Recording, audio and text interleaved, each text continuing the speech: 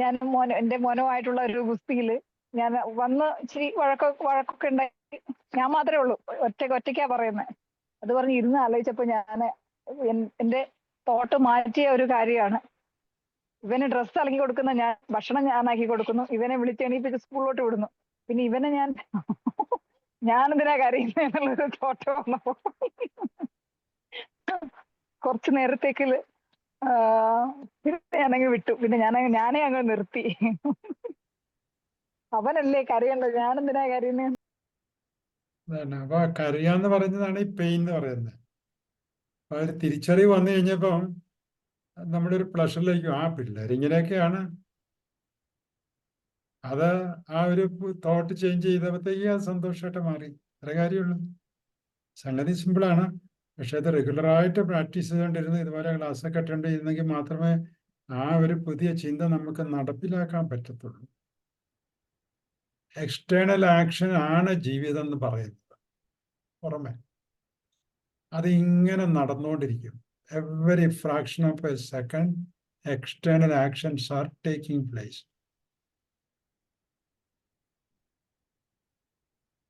അപ്പൊ സംഭവിക്കുന്നത് എന്താ വെച്ചാൽ ഓരോ എക്സ്റ്റേണൽ ആക്ഷൻ നടക്കുമ്പോഴും ഒരു തോട്ട് നമ്മുടെ ഉള്ളിലുണ്ടാവും. അപ്പൊ കണ്ണിലൊരു കരട് പോയി കഴിഞ്ഞാൽ, ഒരു ഈച്ച പോയി കഴിഞ്ഞാൽ അന്നേരം നമുക്കെന്ന് പറഞ്ഞാൽ ഓരോരുത്തർക്കും ഓരോ തോട്ടാ വരുന്നത്. എന്ന് പറഞ്ഞാൽ അകത്ത് നമ്മൾ ഒരു കാര്യം പറയും, ഈ ഈച്ചയായിട്ട് ബന്ധപ്പെട്ടത് എന്തെങ്കിലും. അപ്പൊ എന്ത് പറയുന്നു, ഉള്ളിൽ എന്ത് പറയുന്നു, അതാണ് തോട്ട് എന്ന് പറയുന്നത്. അതിനെ ആശ്രയിച്ചിട്ടായിരിക്കും whether I will be going through pain or pleasure. അപ്പോൾ മിക്കവാറും നമ്മളെല്ലാവരും പെയിനാണ് അനുഭവിക്കുന്നത്. പെയിൻ എന്ന് പറഞ്ഞാൽ ഇന്റേണൽ പെയിൻ, ദേഷ്യം, സങ്കടം, പേടി, വെറുപ്പ് എന്തൊക്കെ വന്നുകൊണ്ടിരിക്കും. അപ്പൊ ഈ ഇമോഷൻ വരുന്നത് നമ്മുടെ ചിന്തനെ ആശ്രയിച്ചായിരിക്കും. നമ്മുടെയൊക്കെ ആഗ്രഹം എന്താണ്? നെഗറ്റീവ് വികാരം വരാൻ പാടില്ല, പോസിറ്റീവ് തന്നെ വരണം എന്നുള്ളതല്ലേ. അപ്പൊ എന്താ സിമ്പിൾ ആയിട്ടുള്ള കാര്യം ഇത്രയേ ഉള്ളൂ. പെയിൻ ഉണ്ടാകുന്നു, ഒരു ചിന്തയുണ്ടാകുന്നു, പെയിൻ ഉണ്ടാകുന്നു. അപ്പൊ നമ്മൾ ചെയ്യേണ്ട കാര്യം, സന്തോഷം കിട്ടണമെന്നുണ്ടെങ്കിൽ, പെയിൻ അല്ലാതെ പ്ലഷറായിട്ട് കാണുന്നുണ്ടെങ്കിൽ, ഇതാണ് സംഗതി. Have the freedom to create another thought which leads to pleasure. സന്തോഷം തോന്നുന്ന അല്ലെ പ്ലഷർ തോന്നുന്ന രീതി ചിന്തിച്ചുകൂടെ?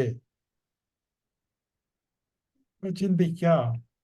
എന്നാ പിന്നെ എന്ത് ചിന്തിച്ചു തുടങ്ങിക്കോ. അതാണ് പറഞ്ഞത്, അത്ര എളുപ്പമല്ല എന്ന് പറഞ്ഞത്.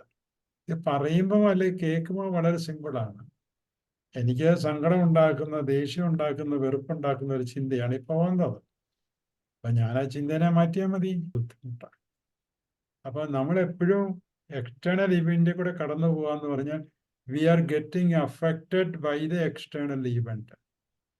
അതിന് നമ്മൾ സബ്ജക്റ്റീവ് എക്സ്പീരിയൻസ് എന്ന് പറയും. ഞാനുമായിട്ട് ബന്ധപ്പെട്ട ഒരു ഈവന്റ് ആണത്. ഞാനുമായിട്ട് ബന്ധപ്പെട്ടില്ലെങ്കിൽ വേറെ മറ്റാരെങ്കിലുമൊക്കെ ബന്ധപ്പെട്ടുള്ള കാര്യത്തിന് അവിടെ ഞാൻ പറയും, എടാ ടേക്ക് ഇറ്റ് ഈസി, സാരമില്ല. നമ്മൾ എപ്പോഴും പറയുന്നത് എങ്ങനെയാണല്ലോ, ഒരു കുട്ടി വീണ് കഴിഞ്ഞാലും ഏതെങ്കിലും നമ്മൾ അറിയുന്ന ഒരാള് എന്തെങ്കിലും സംഭവിച്ചു കഴിഞ്ഞാൽ, പരീക്ഷയ്ക്ക് തോറ്റാലും വിടുന്നു കഴിഞ്ഞാൽ സാരമില്ലടാ ഇനി നമുക്ക് എഴുതാമെന്ന് പറയും. പക്ഷെ ഈ എഴുതിയ അല്ലെങ്കിൽ ഒരു ഇന്റർവ്യൂവിന് പോയിട്ട് പരാജയപ്പെട്ട് കഴിയുമ്പോൾ പറയും, സാരമില്ലടാ ഇനി നമുക്ക് വേറെ ഇന്റർവ്യൂവിന് പോകാമെന്ന് പറയും. അല്ലെങ്കിൽ നീ ഇപ്പൊ ഇന്റർവ്യൂവിന് ബോംബെക്ക് പോയില്ലേ, അതുകൊണ്ട് ബോംബെക്ക് ഒന്ന് കാണാൻ പറ്റിയില്ലേ, എൻജോയ് ഇറ്റ്. ഇനി നീ അടുത്തത് ബാംഗ്ലൂർക്കായിരിക്കും പോകാൻ പോകുന്നേ, അവിടെയും കിട്ടണമെന്ന് നിർബന്ധമില്ല, കിട്ടിയില്ലേ, എൻജോയ് ഇറ്റ്. ഇല്ലേ? ഇതാണ് പ്ലഷർ എന്ന് പറയുന്നത്.